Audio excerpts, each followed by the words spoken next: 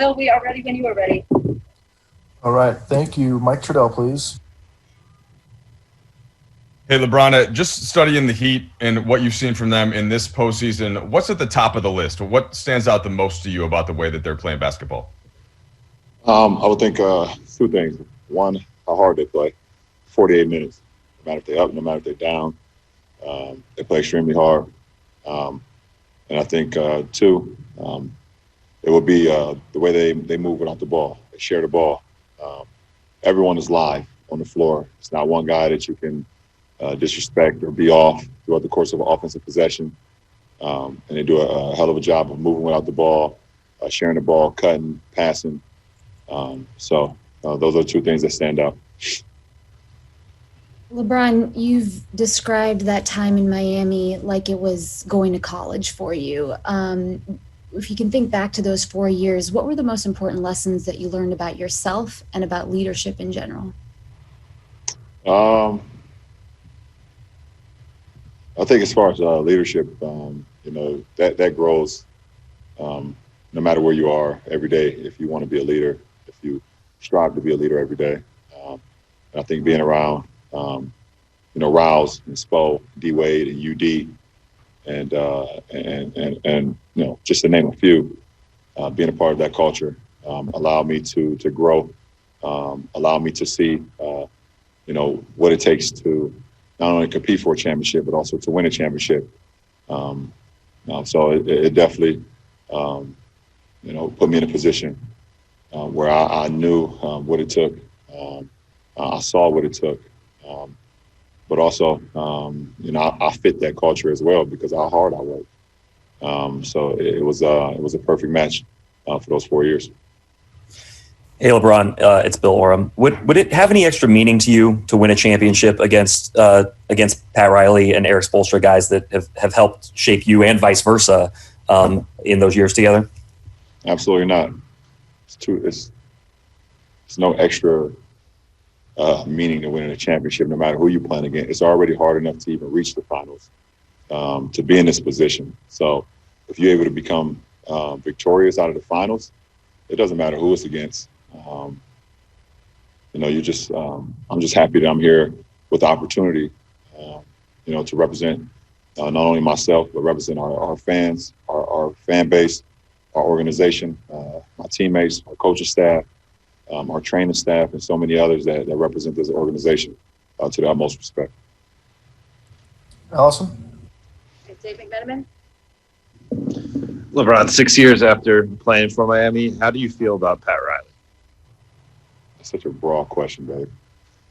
I don't understand. Leaves it open for interpretation. Like, when you hear the name Pat Riley, what do you think about? How do you describe your relationship? I hear the word Pat Riley, you think about probably one of the greatest minds that this game has ever had. He's won at every level. Seen a stat the other day that he's been part of a championship in 4 decades.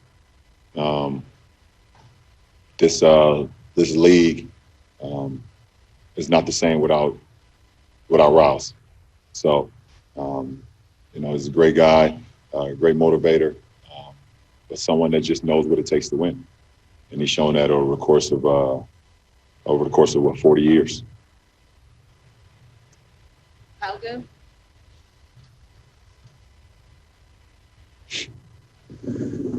LeBron, you talked about just sort of the difficulty of adapting to the bubble.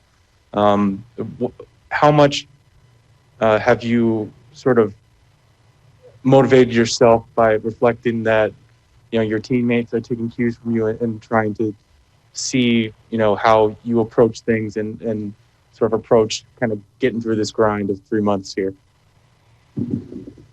It's probably been the most challenging thing I've ever done as far as a professional, as far as committing to something and actually, making it through. But I knew what I was coming, what we were coming here for. Obviously, you didn't. I would be lying if I sat up here and knew that everything inside the bubble, what it would, the toll that it would take on your mind and your body, and and everything else. Because it's been extremely tough. But I'm here for one reason and one reason only, and that's to compete for a championship. And that was my mindset once I entered the bubble, once I entered the quarantine process the first 2 days. And then right from our first practice, my mindset was to, if I'm going to be here, make the most of it and see what you can do and lock in on what the main thing is. And the main thing was for us to finish the season and compete for a championship. So that's just been my mindset. Throughout these, I don't even know how many days it is. How many days it is, it feels like 5 years. So it really doesn't matter. But I've been as locked in as I've ever been in my career. Dan? I won't remind you how many days it is. Back in March, the season comes to an end. 2 players on your team test positive for this virus. Did you know, or when did you think getting to this point was even a possibility? And what was it like kind of mourning the fact that maybe it wouldn't happen? Didn't know that this was a possibility until we actually got on the plane in LA to fly here to Orlando. We had seen some of the teams arrive before us. We had got here July 9th. We had seen some of the teams arrive a couple of days before us. But until we landed here, and got off the plane, got on the bus, and actually pulled up to the hotel, that's when it became a reality to me. All right, Malika? LeBron, from your vantage point, what do you think it is about Eric Spoelstra that allows him, no matter if it's coaching number 1 picks or kind of a collection of undrafted/lower drafted guys, that allows him to continue to bring groups back here to the finals, but also not necessarily always be in the conversation with that upper echelon of coaches? Well, that's a question for you guys. And the players and the coaches know how great Spo is. And there's this narrative that Spo is not great, and the narrative that he doesn't get a lot of respect, which he should. He prepares his team every single night. If you just watch the Miami Heat, no matter who's out on the floor, they're going to play Heat culture. They're going to play hard. They're going to play together. That's what he's always been about. And it's been you guys that have changed the narrative or has never given Spo his respect because he had D-Wade or he had myself, he had Bosh. But a lot of coaches have talent. A lot of coaches have had talent over the NBA over the course of this league. That's not one. And it's unfortunate that he hasn't gotten his respect. And every time we talk about Spo, when I was there and talk about how great he prepared us, and we all talked about it's great playing for Spo and things of that nature, you guys always say, well, you have LeBron, you have D-Wade, you have Bosh. Any coach can do it. No. Any coach can do it. If any coach could do it, then there'd be a lot more champions in this league. There'd be a lot more successful coaches. So, Spo likes that. That's what fuels Spo is the disrespect that you guys give him, the basketball world. But I'm not going to sit up here and act like I don't know what Spo is all about because he's damn good, if not great. Probably is great because it's preparation.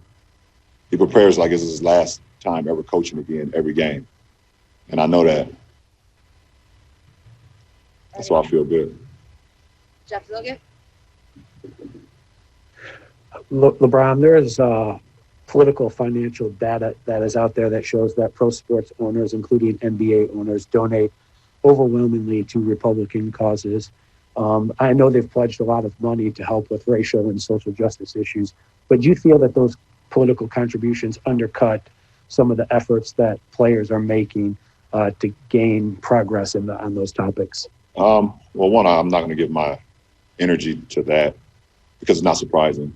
And my mom has always told me that you control what you control. And I can't control that. What I can control is what I'm doing on my side and trying to have people gather around me and gather around my initiatives and doing what we're doing to try to affect change, not only in our communities, but outside of our communities to the youth and let them understand how important their voices and their vote is to our society. And it's hard as hell because they just don't believe it. They don't believe that their vote or their message or their minds or their voices matter. But that's what my energy is on continuing to push the envelope in my community, continue to to let them know that they are the future. They are the reason why there will be change. But I can't give my energy to the other side because that would take away from my people. And I can't do that. But control what you can control. I can't control that. That is what it is, and it's not a surprise. But I got work to do on the other side. So that's what my mission is about. Let's take the last few questions. Go, Chris. Brian, you mentioned you're as determined as ever, right now as locked in as ever, as you ever been in a while. Usually during this postseason run, you black out from social media. You don't do it. But obviously you couldn't do it this year. You're in a bubble, away from family, important election coming up. How has that adjustment been for you during this time to have, access to social media? Can usually try to eliminate distractions, but you got it right there handy. Yeah, I think in this particular case, everything about this year is different. Everything about 2020 is different. And to make the most of it, you have to be able to adjust. And I've adjusted in the sense of understanding that there's also a bigger opportunity coming up as well in November, while I'm still, keeping the main thing and the focus on, leaving a legacy here and playing the game that I love to play and compete for a championship. But also letting my people know that I'm not jaded and I'm not too distracted where I cannot continue to give the resources, put the people in place to help them go to the places where they don't believe they can even go. So that's just sometimes you do things that even you personally don't even believe that you can do. But when you have a support system and you have a group around you that's just as motivated as you, you're able to tackle a few things at once. Okay, I think we'll take the last two. Yes, I will take the last two. Let's go with Brian. Hey, LeBron, I kind of wanted to ask you that similar question. So just to switch back to basketball now, since you answered it, the last couple of times you were here, you were pretty outmanned by a team with 4 great players. As you come back now with the team you have around you, how do you feel going into this 10th finals now with do you feel like talent-wise, you don't have to worry about that problem this time? I never had a problem with any team I went to the finals. I've always been confident that we had the ability to win. And if you're going to a final saying that you're undermanned or you feel like you don't have enough, then who are you? And the game is won in between the 4 lines, not won on paper. And at the end of the day, when I've lost in the finals, the better team won because they played well, they were more prepared, and they did what it needed to do to win those 4 games. When I've won, the same thing. So I'm not here to talk about the talent that I have, the team that we have. The game is won in between the 4 lines, 94 feet. And the team that is prepared, and the team that execute, the team that has, not careless, throughout 48 minutes will give themselves a chance to win each and every game. So I'm confident going into this final as I've always been in my career. All right, last question, Joe Varden. Hey, man. It's been a long time, obviously, since you played for the Heat, and a lot has happened to you and to the league since then. But all these years later, is there something that you still take away from your days in Miami? And then the other one is, how are you different just from the last time that you were in the finals, which was 2 years ago? I think every part of anybody's individual life, where they was able to grow, it never leaves you. And that's no different from me having my 4 years in Miami, being around, with that culture, growing. You guys don't realize, talk about it, but I went to Miami when I was 25 years old. I was 25, and I was 25 to 29. So I was still growing. I was still a kid and still trying to figure out who I am as a person and as a man, growing while still trying to compete for a championship every single year.